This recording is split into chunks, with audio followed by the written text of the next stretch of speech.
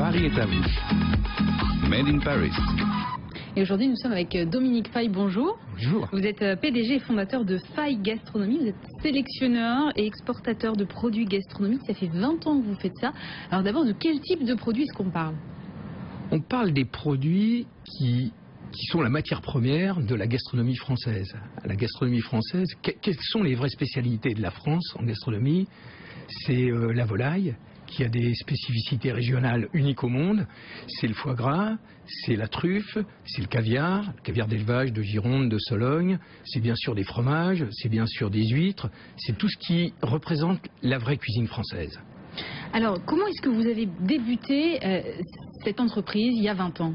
Ah, c'est une anecdote amusante.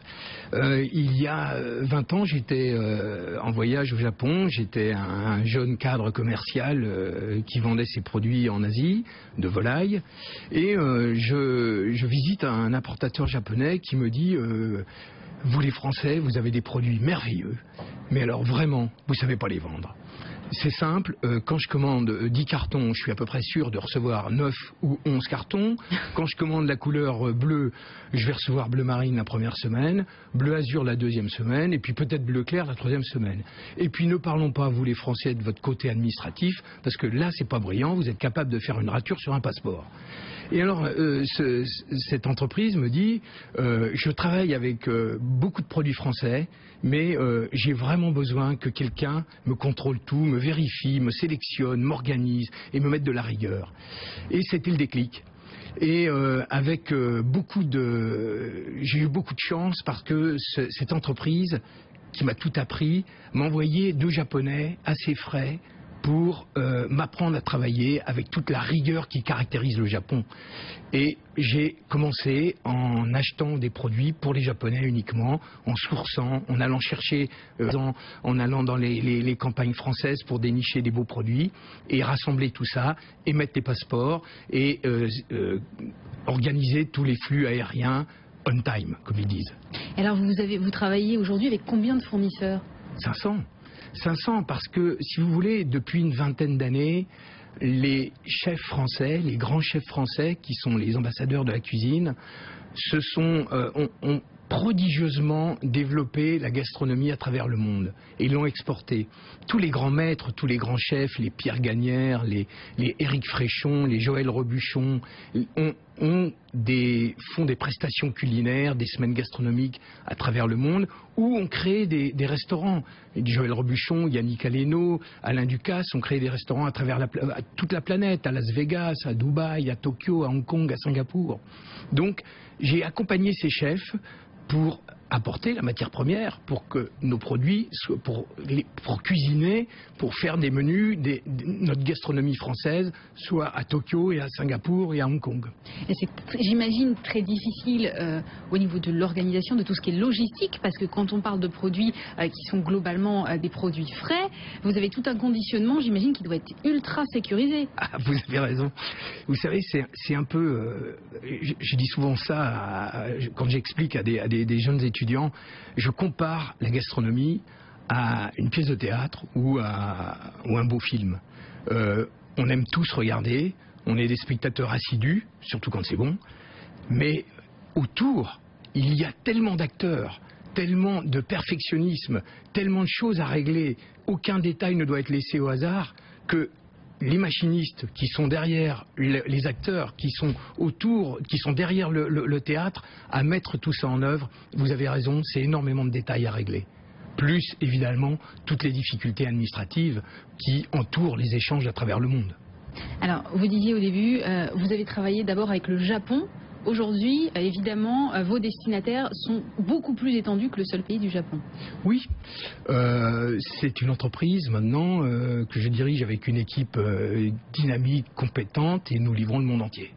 De l'Europe, en passant par tous les pays du Moyen-Orient, l'Afrique, bien entendu les pays asiatiques, toute l'Asie, les États-Unis. Oui, on couvre tout le monde.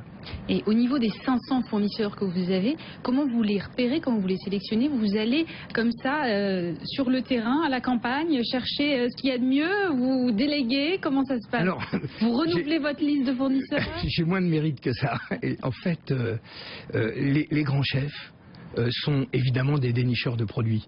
Vous avez un chef vous dira le meilleur pigeon il est dans le Poitou, le meilleur comté il est à tel endroit, le meilleur reblochon il est dans telle ferme, et puis la meilleure pintade elle va être dans la Drôme. En fait j'ai associé avec mon équipe toute une compilation de tous ces tuyaux de chefs. Quand un grand chef français va faire une semaine gastronomique à Beyrouth ou une semaine gastronomique à Pékin, il veut évidemment utiliser les produits qu'il utilise à Paris. Et dans ce cas-là, on va chercher chez ses propres artisans les produits. Alors évidemment, au bout de 20 ans, tout cela, ça fait un portfolio merveilleux de tout l'artisanat français. Et c'est merveilleux. Bon, et vous allez un petit peu à l'étranger aussi, chercher des produits? Oui, je vais à l'étranger, vous avez raison. Surtout chercher la truffe blanche. La truffe blanche en Italie, dans le Piémont. J'y vais parce qu'en plus, j'adore ça. Et vous savez, quand on aime, ça va encore plus vite. Qui est moins connue en France, en tout cas moins démocratisée, on va dire, que la truffe noire. Peut-être rappeler quelles sont les spécificités. Je crois qu'elle ne se cuit pas. Oui, la truffe blanche, qui s'appelle Magnatum Pico, je ne veux pas faire un cours, mais la truffe blanche, c'est le dernier produit alimentaire que l'homme ne maîtrise pas. Vous savez, l'homme, il sait tout faire.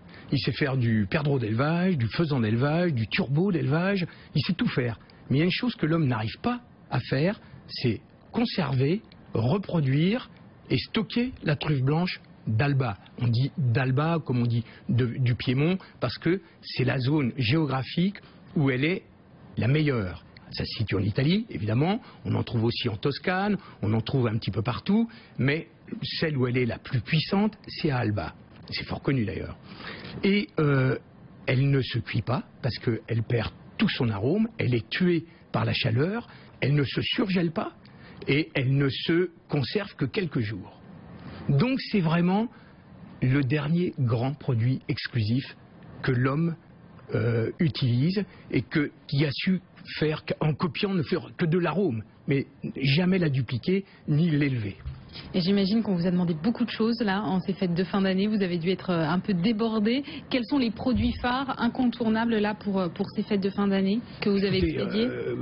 Oui, vous avez raison, débordé, mais tellement heureux d'être débordé. Oui, c'est sûr, quand ça marche. Oui. Les produits phares, on reste quand même classique. Foie gras? Oui, foie gras pour nous Français. Parce que le foie gras fait quand même pas non plus... des débats à l'international. Des débats à l'international, mais la volaille reste le grand classique de la table française, et puis même européenne, et puis la truffe. Merci beaucoup Dominique Faye d'être venu nous voir. Je rappelle que vous êtes PDG et fondateur de Faye Gastronomie. Tout de suite, on découvre ensemble un nouveau métier d'art et de luxe.